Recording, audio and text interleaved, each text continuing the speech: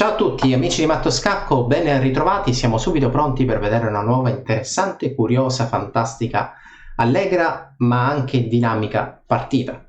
Premessa dovuta perché come sempre cerco sempre di proporre delle partite curiose dove ci siano delle idee che voglio trasmettervi e dei concetti che vi aiuteranno senz'altro nella condotta del gioco, sia in attacco che in difesa. La partita che vi propongo oggi è stata giocata dal grande maestro francese, anche se ha un nome chiaramente russo, Tregubov, contro il suo avversario di nome Du Treuil. Il bianco, quindi il grande maestro francese Pavel Tregubov, il nero il maestro fide Raphael Du Treuil, e la partita è iniziata così. Come sempre cerco di proporvi partite abbastanza recenti. Non mi soffermerò molto sull'apertura, che è stata una di 4 cavalli F6, C4 e 6, quindi siamo nel pieno della Nimzo indiana, dove spesso il bianco porta un cavallo al centro con l'obiettivo di sostenere la spinta in E4. Fino a qui tutto abbastanza facile da seguire, perché se il bianco vuole spingere in E4, il nero il più delle volte lo impedisce inchiodando quel cavallo e quindi chiaramente controllando con il cavallo in F6 la casa E4. A questo punto E3 è una delle tante varianti possibili. Arrocco corto per il nero, alfiere D3 e dopo C5, cavallo E2 arriva a B6. Vi dico che siamo chiaramente ancora in piena teoria, dei giocatori professionisti solitamente abbandonano le linee battute, la preparazione scacchistica, la preparazione casalinga più o meno dopo la 12ª, tra la 12ª e la 15ª mossa, quindi fino a qui sicuramente tutta preparazione teorica. Il nero, poi per una ricerca personale che ho fatto io, è attualmente un giocatore di Nimzo indiano, quindi conosce diverse linee, così come il bianco, il grande maestro Tregubov, è molto difficile da sorprendere perché realmente gioca un po' di tutto e ha tantissima esperienza. La partita continua a rocco corto per il bianco, alfiere B7 e a questo punto D5. D5 è una mossa molto, molto interessante e molto affascinante che chiaramente vuole rendere molto difficile lo sviluppo e il senso di questa alfiere in fianchetto, perché solitamente tornando una mossa indietro il nero mette l'alfiere sulla diagonale lunga per guardare a grandi linee quel punto G2, quindi puntare il proprio alfiere intorno, vicino al re bianco, e allora a questo punto D5 chiaramente chiude quella diagonale. D5 è una mossa interessante per varie ragioni. La prima è quella che dicevo, che chiude la diagonale dell'alfiere bianco, dell'alfiere di case bianche, e la seconda è perché lascia questo pedone D7 un po' più indietro ed è un pedone arretrato. Tra l'altro, adesso che non c'è più un contatto tra il pedone C5 del nero e il pedone D4, in alcune varianti il bianco minaccia anche di intrappolare l'alfiere in B4 perché non ha tante case. Adesso vi faccio un esempio proponendo delle mosse particolari. Diciamo che il nero decide di giocare 5, il bianco silenziosamente, perché non sembra voler minacciare l'alfiere, però sposta il suo cavallo e questo alfiere rischia di essere intrappolato. Per quale motivo? Perché non ha più a disposizione la cattura in D4 per poi ritirare e nascondere il proprio alfiere nel proprio schieramento. Quindi a questo punto il nero, per queste ragioni, decide di cambiare in C3. Dato che la variante vuole che i due cavalli si difendevano tra loro, il bianco ha deciso di riprendere chiaramente di cavallo per vari motivi. Ovviamente questa cattura, vi dico, è possibile, però è molto più difficile da giustificare, perché è chiaro che dopo l'apertura mi ritroverò con due pedoni doppiati. E come potrei giustificare questa posizione? Poi da bianco non mi resta altro che lanciare, portare in avanti il pedone A, il pedone laterale il più possibile per conquistare spazio.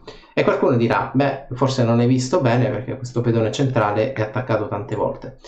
Sì, è vero, è attaccato tante volte, però l'idea poi è quella di eventualmente, dopo tante catture, aprire la posizione per ritrovarsi con una coppia di alfieri contro il re nemico, il re del nero. Che questa posizione sia giocabile, vi dico sicuramente sì, è una posizione molto tagliente, però è chiaro che non è per nulla facile da gestire. Quindi qua il bianco gioca in modo semplice, di fatto il pedone D5 dà più spazio, porta un pedone nella metà scacchiera avversaria e, come dicevo prima, l'idea principale è quella di chiudere l'alfiere di fianchetto. La partita prosegue, D6 sulla scacchiera e a questo punto E4. Cosa fare da parte del nero? Diciamo che la cattura in D5 vorrebbe dire ritrovarsi sempre con uno svantaggio di spazio, e per i più curiosi vi dico che qui c'è una coordinazione in attacco che è molto bella, che è questa qui. Donna F3, donna H3, obiettivo attaccare H7. E chiaramente il tutto magari coordinato da, diciamo, supportato da questo alfiere che va in G5 per cercare di togliere questo cavallo, oppure dal cavallo che salta in E4 per togliere il difensore. E allora al nero non resta altro che chiudere la posizione. Se il nero vuole chiudere, il bianco non è d'accordo e apre con una spinta tematica.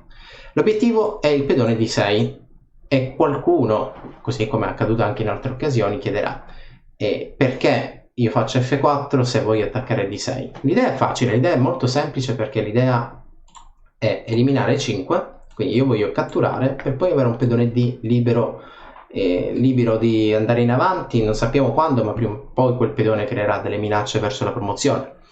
Dunque pedone per F4 giocata, alfiere per F4, e a questo punto l'idea è giocare E5, cattura, alfiere per, e questa è la posizione raggiunta. Il bianco è più che soddisfatto dalla posizione ottenuta dopo l'apertura. Per quale motivo? Allora, prima di tutto ha un pedone in D5 che si trova nella metà scacchiera avversaria, vuol dire che il nero ha mancato qualche occasione e dal punto di vista dello spazio molto meglio il bianco.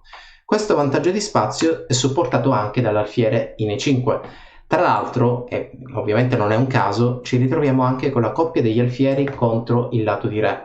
Quindi ci saranno i vari temi di sacrifici, di coordinazioni con la donna che può andare in C2, può andare in H5, o forse potrebbe anche andare in G4, e come vedete tutti i pezzi del bianco sono facilmente coordinabili contro il re, e questo re si ritrova da solo perché non ha più difensori. Se intendi migliorare la comprensione del tuo gioco, allora vienici a trovare all'interno dell'Accademia di Matto Scacco. A questo aggiungiamo anche che lo sviluppo del nero è stato lento, perché questo cavallo in B8 soffre, e il cavallo in E8 è stato mosso più volte, ma in una posizione scomoda, perché crea intralcio, perché ostacola a destra la donna, a sinistra la torre, e questa è una posizione molto difficile da gestire. Cavallo di 7 giocata, attacco l'alfiere che non era difeso, che torna indietro, e a questo punto con con l'idea, il tentativo di anticipare mosse come a donna H5, donna C2, quindi attacco sulle case bianche, il nero ha giocato G6. Dopo G6 il bianco prosegue con donna D2. G6 cosa potrebbe far venire in mente? Domanda per tutti. Ok, il bianco muove il pedone G6, quali sono le case deboli della Rocco? Quelle bianche o quelle nere? Immagino che la maggior parte di voi avranno risposto con le case nere. Come vedete, questi colori che ho inserito, dato che il pedone è stato spostato in avanti, non controlla più la casa F6 e la casa H6. Quindi non resta altro che portare i propri pezzi sulle case nere, e poi quel che verrà sarà senz'altro un gioco molto più semplice. F5 giocata, e dunque torre 1, come vedete il bianco ha creato quella cosa che è l'obiettivo di tutti i giocatori, ossia l'armonia. Tutti i pezzi del bianco sono qui coordinati, torre libera sulla colonna E. E abbiamo un gioco dinamico anche sulle case nere, un cavallo che sostiene il pedone libero passato, e se dovessi vendere questa posizione sono sicuro che tutti la comprerebbero perché, nel senso che chiaramente è una posizione molto molto favorevole al bianco, e quindi questo è senz'altro uno dei tanti motivi per cui qui il bianco è soddisfatto della posizione raggiunta. Allora la partita prosegue, cavallo va in F6, e dunque torre E2. Torre 2, idea facile, colonna libera, metto una torre, colonna libera, raddoppio sulla colonna, e di fatto questa è l'idea del bianco. I pezzi del bianco migliorano, il nero fa dei tentativi per migliorare la sua posizione, quindi il cavallo salta in H5, quindi poi alla fine è chiaro che il cavallo si sposta, mentre il bianco chiaramente prende spazio. Le idee sono tante.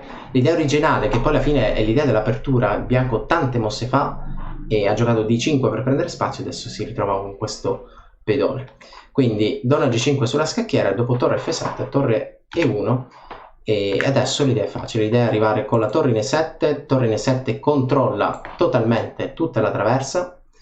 Questo è un problema chiaramente per il nero, il cavallo F6 lo impedisce, però il problema di cavallo F6 che dopo torre 6 si guadagna un tempo sul cavallo, e quando il mio avversario difenderà il cavallo, potrebbe difenderlo sia con torre F8 o con torre 8, perché tatticamente guarda da lontano la torre in E1, e la partita crolla, finisce, perché il bianco, con l'armonia che ha creato, gioca semplicemente alfiere F5, che in questa posizione sta minacciando un po' di tutto. Sta minacciando torre 8, scacco, e l'alfiere cattura la donna. Sta minacciando in alcune varianti alfiere per G6, sacrificio di pezzo per attaccare il avversario. Ecco, e come sempre sta anche minacciando torre per F6. In questa posizione il nero si arrese, e la motivazione è esattamente quello che dicevo prima. È stata creata armonia, il piano del bianco è stato molto lineare, spero che questa partita vi sia piaciuta.